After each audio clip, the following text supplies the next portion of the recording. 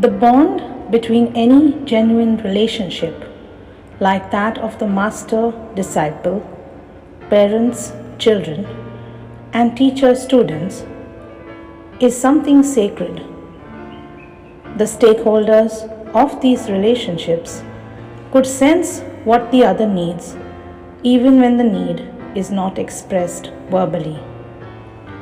When the masters or the bosses want to instruct, they understand the capacity, interest, and need of the person and act accordingly.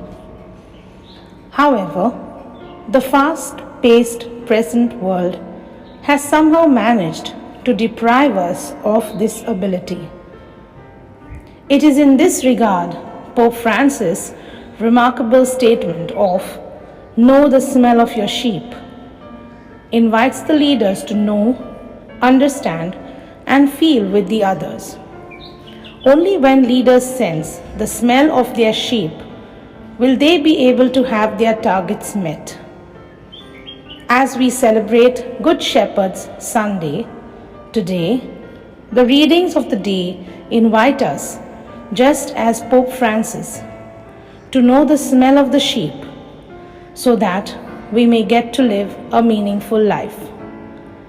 Saint Paul is a great example for us in this regard, as we see him begin his ministry of preaching the Word of God to the Gentiles who have recently embraced Christianity.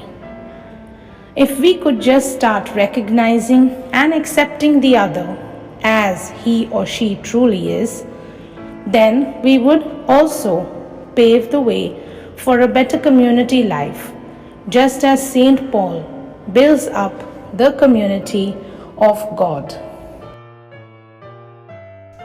Lord, help us to be attuned to your voice in the cries of humanity, so that our mission brings effective transformation.